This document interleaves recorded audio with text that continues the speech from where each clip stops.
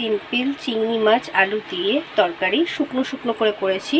সত্যি খেতে দুর্দান্ত হয়েছিল। তোমরা বাড়িতে এইভাবে ট্রাই করতে পারো। হালকা মশলা, খুব একটা হিজিবিজি না। তো চলো রান্নার ভিডিওটা তোমাদের সাথে শেয়ার করা যাক।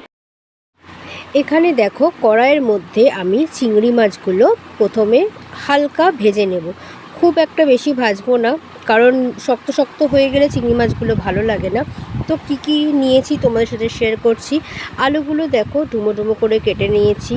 এখানে নিয়েছি আদা রসুন, কুড়ে নিয়েছি পেঁয়াজ দুটো ছোট সাইজের কুচিয়ে নিয়েছি। তো এখানে চিংড়ি মাছগুলো ভাজা হয়ে গেছে।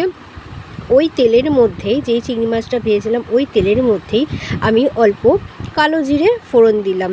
কালো জিরেটা ভালো করে ভাজা ভাজা হয়ে যাওয়ার পর তার মধ্যে আমি 4-5টা কাঁচা লঙ্কা চিড়ে রাখা ওর মধ্যে আমি দিয়ে দিলাম।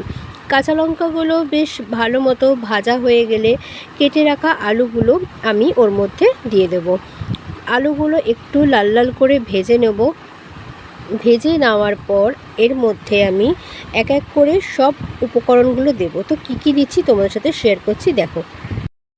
দেখতেই পাচ্ছ কড়াইতে আলুগুলো লেগে যাচ্ছে। তার মধ্যে আমি দিয়ে দেব কুচিয়ে রাখা পেঁয়াজগুলো আমি ভালো করে নেড়ে চেড়ে ভেজে নেব। যেহেতু এক হাতে ভিডিও করছি একটু অসুবিধা হচ্ছিল।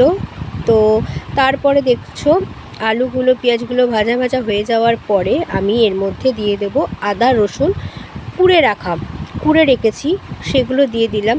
আস্তে আস্তে এগুলো ভাজা ভাজা হতে হতে তারপরে আমি এর মধ্যে একটু সামান্য পরিমাণে নুন দিয়ে দিলাম, যাতে খুব তাড়াতাড়ি ভাজাটা হয়ে যায়। তো এখানে দেখতেই পাচ্ছ পেঁয়াজ আদা রসুন আলু মোটামুটি আমার ভাজা হয়ে গেছে। এর মধ্যে দিয়ে দিলাম জিরে গুঁড়ো, হালকা ঝোল মানে হালকা মাখা মাখা করব আমি, খুব একটা ঝোল রাখবো না। হলুদ গুঁড়ো দিয়ে দিলাম। আগে নুন দিয়েছিলাম আমি, পরেও আবার একটু এর মধ্যে নুন অ্যাড করব যেহেতু জল পড়বে। তো দেখতেই পাচ্ছ মশলাটা একদম শুকনো শুকনো হয়ে গেছে। তারপরে আমি এর মধ্যে দিয়ে দেব জল পরিমাণ মতো। দেখো এর মধ্যে আমি পরিমাণ মতো জল দিয়ে দিলাম। একদম তরকারিটা রিচ করিনি। হালকা যারা খেতে ভালোবাসো রিচ ছাড়া, তারা এইভাবে বাড়িতে ট্রাই করতে পারো। আশা করি তোমাদের খুব ভালো লাগবে। এবার ভেজে রাখা চিংড়ি মাছগুলো আমি এর মধ্যে দিয়ে দিলাম। এটা একদম শুকনো শুকনো হবে, আমি একদম ঝোল রাখিনি। গরম ভাতের সাথে খেতে খুব ভালো লাগে। যারা লঙ্কার গুঁড়ো রিচ যারা খাও না, তারা এইভাবে বাড়িতে ট্রাই করতে পারো। যেই পাত্রে চিংড়ি মাছগুলো ভাজা ছিল ওর মধ্যে তেল ছিল, সেইটাই আমি একটু জল দিয়ে ধুয়ে চিংড়ি মাছের মধ্যে দিয়ে দিলাম। দেখো ফুটতে দেবো এবার। জলটা একদম শুকনো শুকনো হয়ে গেছে।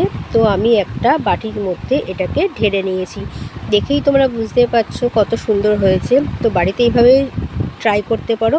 রান্না যদি ভালো লেগে থাকে চ্যানেলটাকে সাবস্ক্রাইব করো, লাইক করো, শেয়ার করো। তো টাটা।